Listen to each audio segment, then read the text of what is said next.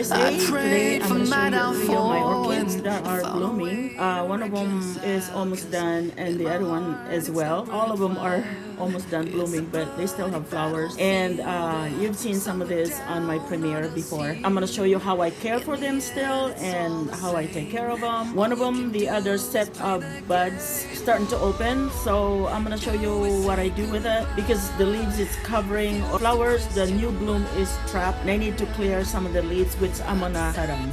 So this one right here is it's done and I'm gonna cut it because it doesn't need to be there, so I can just break it off.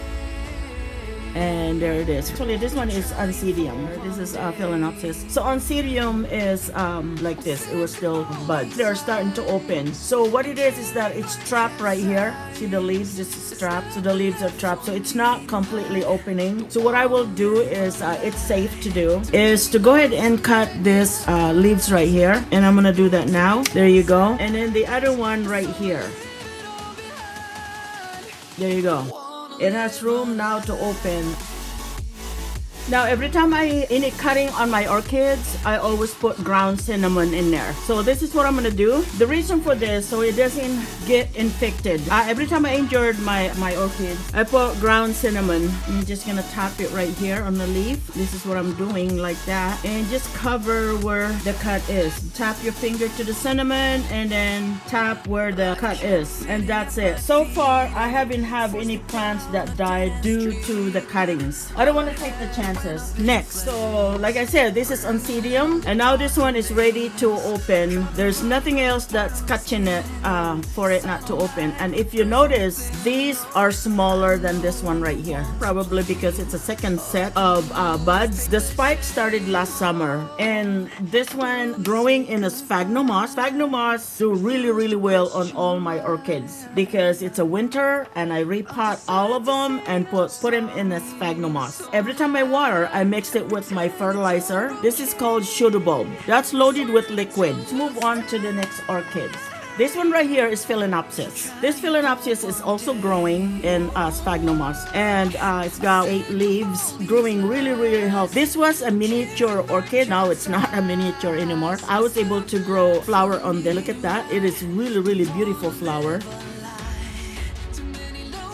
It's got 5 petals and this is the tongue and here's another bud. I lost 2 of them right here. So this one is done blooming right here. This one is getting ready to fall out and so is this one. This Phalaenopsis is growing in clear plastic. It's removable. So when I water them and it doesn't drip onto my hardwood floor. This one I got from Lowe's and this one I got from the dollar store. It fit perfectly.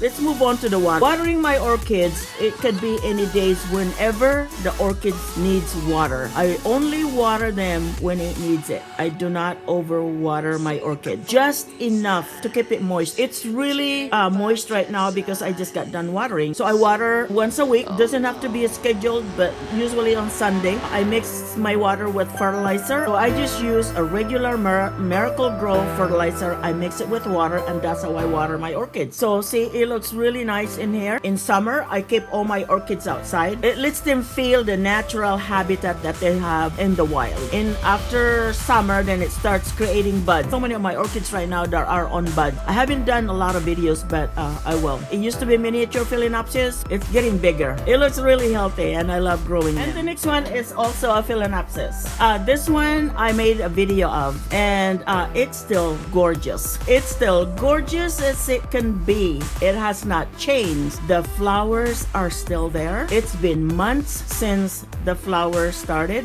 Last summer when the buds started and I'm very lucky to have 2 sets of buds, flowers on this side. There's on this side and there's that one on that side. And I put stake in there to lift the flower because it's dripping down and I'm afraid the branches is gonna break. It's basically just a barbecue skewer. Then I have these little clips right here that comes with the orchids every time I buy orchids. I don't buy orchids that it's not on sale. I like to rescue them because once the blooms are gone. Most stores, they will recycle them and throw them in the garbage. I wish that I have a bigger room, and I wish that I'm here all the time to take care of them. I would rescue any orchids that I see, especially at Lowe's. Lowe's have a lot of orchids for sale. If you are an orchids grower and you wanted to keep getting more and more orchids, especially Phalaenopsis, go to Lowe's.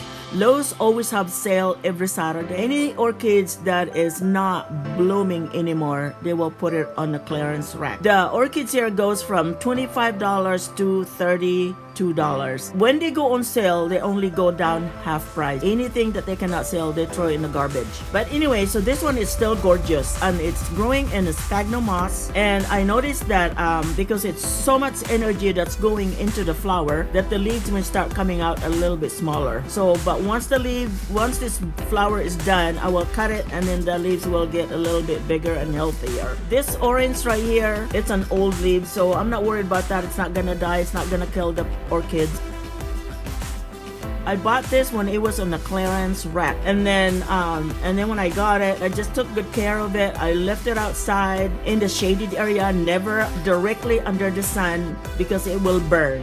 So now, the leaves on the Phalaenopsis orchids, this is loaded with liquid, and that's how they live in the wild. Cannot get any more moist to water themselves, is they take it out from this leaf, liquid right here. The leaves they're very, very thick and brittle, and then I don't water it all the time because it will cause any root rot.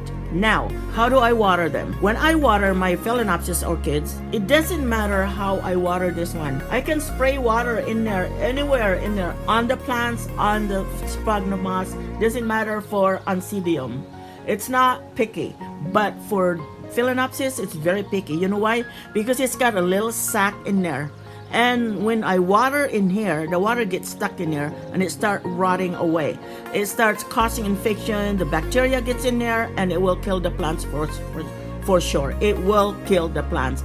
Especially if I am growing my plants indoor, very, very carefully, I do not leave any water in here. So what I do when I water, I just water the base of the plant. I have this from dollar store. The plant is doing really well. So it's not gonna make it for these plants to rebloom this summer. It's not. This one is gonna last for a long time. Be lucky if it does rebloom.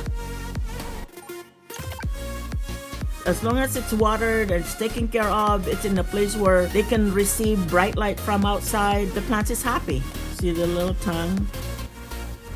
The color is just gorgeous. I put it in the window facing the sunrise. That is the best. And orchids will grow so well on that. So thank you so much, and I hope you like this video. And if you have any questions, please leave comments on the video and I will get back to you as soon as I can. Alright, thank you so much. Take care. Shout out to all my channel members. Thank you so much for your loyalty. Thank you so much, and I appreciate you guys. You are totally you are the asset of this channel, and thank you so much. Love you. Take care. Happy holidays, by the way.